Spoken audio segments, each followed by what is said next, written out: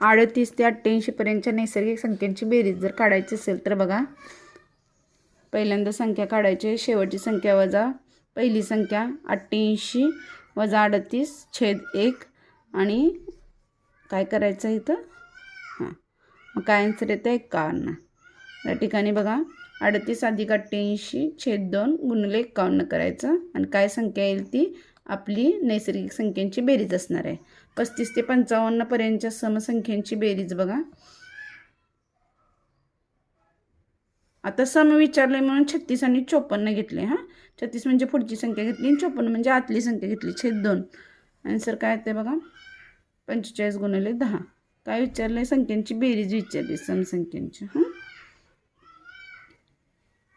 त्यानंतर 38 व 88 पर्यंतच्या विषम संख्यांची बेरीज. आता विषम संख्यांची बेरीज बघा, 38 वजा 88 वजा 38 50 25 आणि मग 139 आणि 38 39 केलं आणि 88 87 केलं (2) गुणिले 25 केलं तर आन्सर येते 1575. ओके, ठीक आहे.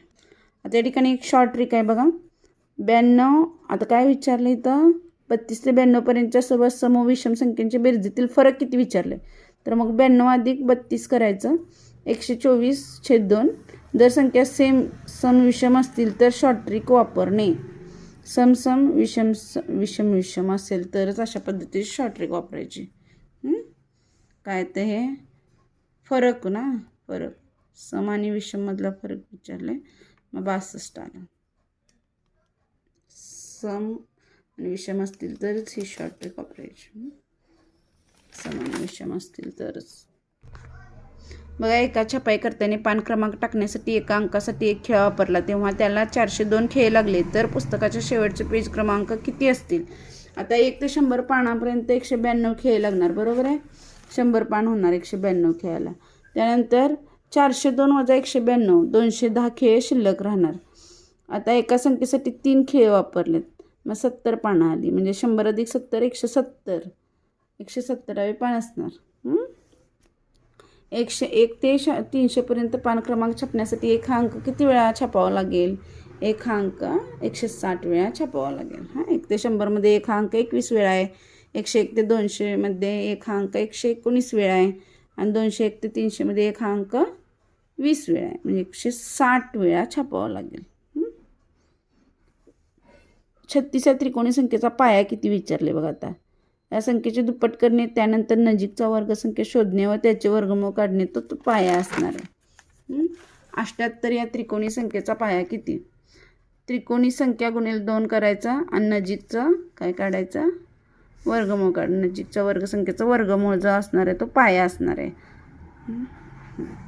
त्यानंतर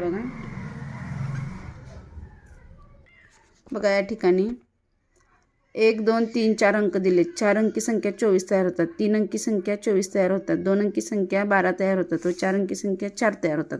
आता असं कसं काय आपण ठरवलं. 1 2 3 4 5 हे अंक प्रत्येक संख्येत एकदाच वापरून एकूण 3 अंकी एकूण संख्या किती तयार होतील विचारले. 3 अंकी म्हटल्यावर 3च अंक घ्यायचे.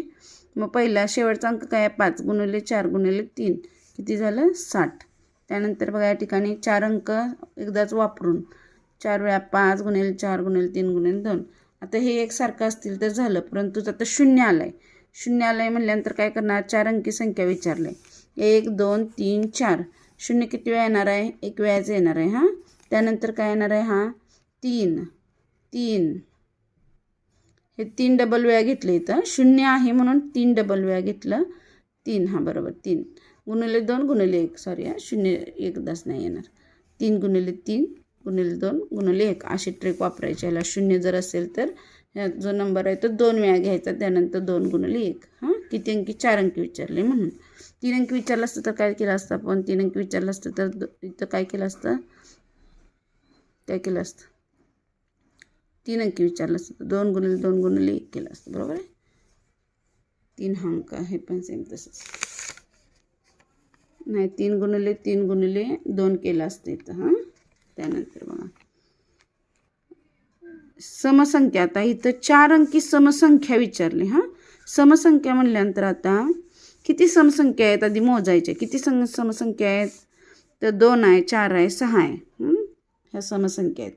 मग आता हे समसंख्या आहे 2 4 6 3 आहेत संख्या. हां मग इथं 3 लिहून घ्यायचं. शून्य किती एक वेळा येणार आहे. मग 6 गुणिले 5 गुणिले 4 गुणिले 1 किती अंकी सांगितलं. 1 2 3 4 अंकी विचारले. मग हे 120 झाल्या संख्या. आणि त्यानंतर समसंख्या विचारलेत. मग हे किती 5 गुणिले 5 गुणिले 4 गुणिले 3 कारण 1 शून्य आहे म्हणून. हां मग 300 झाल्या. अशा प्रकारे 420 संख्या सम तयार होतील. नियमावली बघा. 5 अंकी संख्या आहे. पहिल्या व 5व्या अंकाचा गुणाकार मधल्या अंका इतका आहे. हे मोठी उदाहरणे असतात परंतु पर्यावरण सोडवायची एक्झाम्पल्स. ठीक आहे.